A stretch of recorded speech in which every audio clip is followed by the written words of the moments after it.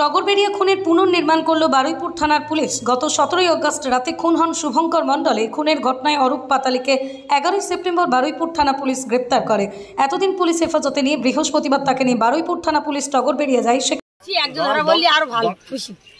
কি হয়েছে এখানে যে মার্ডার হয়েছিল, খুনটা হয়েছিল, তাতে দুজন ধরা পড়েছে, কি বলবেন? ধরা পড়েছে, দুজন ধরা পড়েছে, আমি খুশি।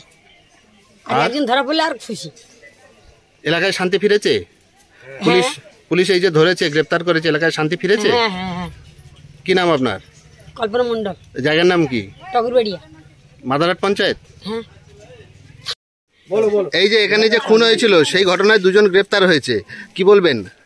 ধরা পড়েছে, এটাই তো আমরা চাই।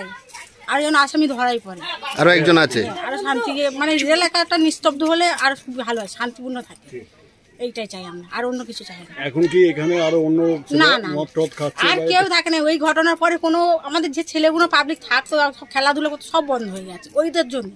আর আমরা তো বার হতেই পারি না ভয়তে। আর এটা যে ধরতে পারছেন বলে আতঙ্কে আছেন? এখনো আমরা ভয়তে আছি। তাই একটু ধরা পড়লে এটা শুনে আমরা শান্তি পেলাম। আরো একজন ধরা পড়ুক, শাস্তি হোক তাদের, যেরকম দোষী হয়েছে। এখনো ভূত বাইরে আছে বলে আতঙ্কে আছে না, ও এখানে নেই, কি করে জানবো? এখানে তো থাকলে আমরা দেখতে পেতাম।